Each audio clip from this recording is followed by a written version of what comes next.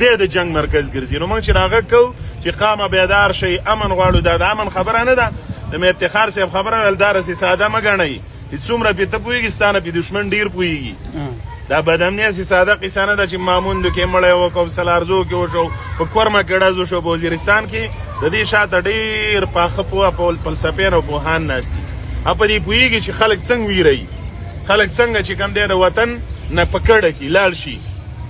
نو ستا وطن د جنګونو مرکز ځکه ګرځېدلی دا جغرافیه مهمه ده. خو سوال دا دی په دې ځان پوهه کوي چې جنګونه د وطن له راځي که نه، نو ترقي ولې نه راځي؟ لکه ګوره د نیمې دنیا څه زما لارې دي، نو دا لارې چې زه کولاو کړم نو د جغرافیې له به څومره ګټه راشي؟ نو دا لارې موږ ته څوک نه کولاوی، دا به کله کولاوی چې دا قام بیدار شي. نو موږ ګورو د ماموندو د بچو نه زما د ځوانان نه د ورځې 20 ډبې کراچۍ ته ډکېږي، 20 ډبې پنجاب ته ډکېږي، دوبۍ او قطر ته. او یا مثلا د بر کلیدار ځوان ارمان داره چې ایټلی یورپ ته لاړ شو، په سمندر کې مایانو مات کړو. نو سوال دا دی چې په دې مامون کې د څه کمی دی؟ د روزي نشته. دا یورپ چې کوم دی چېرته سره زر دي په غرونو کې، یا د هغې دا بوټي چې وینې نو د یورپ په دې بوټو کې چېرته لکه د میوې په ځای پیسې نښتي دي. د یورپ کې څه چل دی؟ یورپ کې چل دا دی چې قام بیدار دی او ریاست خپل حق ورکړی دی. نو که دا حق موږ ته میلاو شو، د دې مامون نه به بچی زما کډوال کېږي نه. بیا به پنجاب کراچۍ له نه ځي، دا به سنټرل ایشیا ته ځي، دا به مشرقي یورپ ته ځي، دا به د ایران او د چین په لور باندې تجارتونه کوي.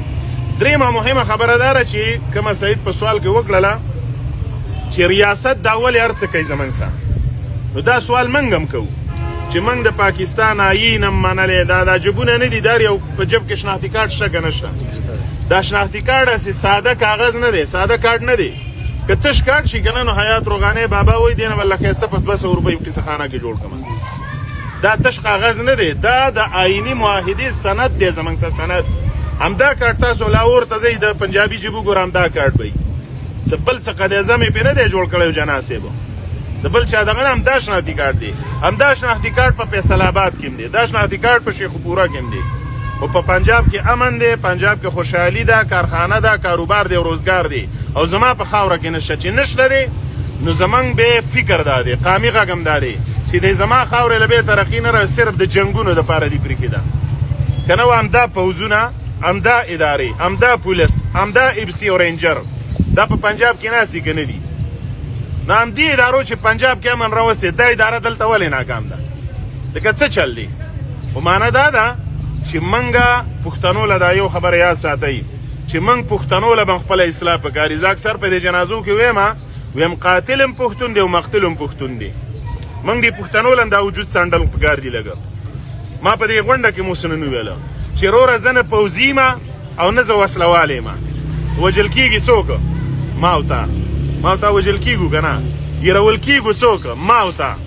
نو په دې جنګ کې زه فریق نه یم، خو د ټولو نه زیات تاوانیز یم. ځکه تاواني یم چې زه د دې خاورې مالک یم، زه د دې خاورې واکدار یم.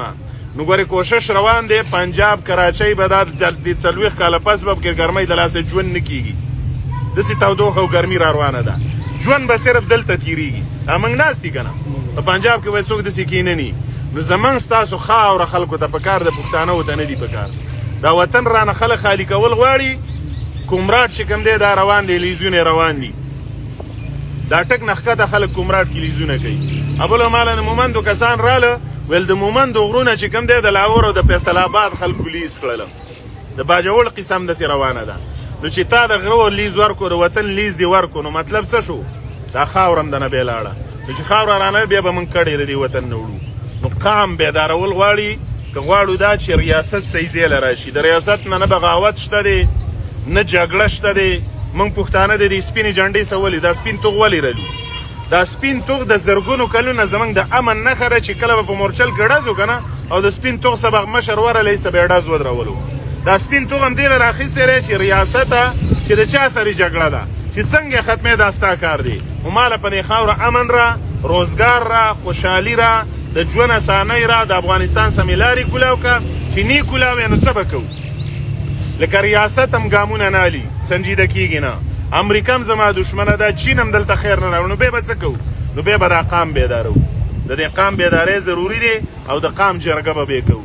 نو د قام جرګه چې کله کېږي نو هغه به خپلې فیصلې کوي او د هغې شاته به د قام زوري.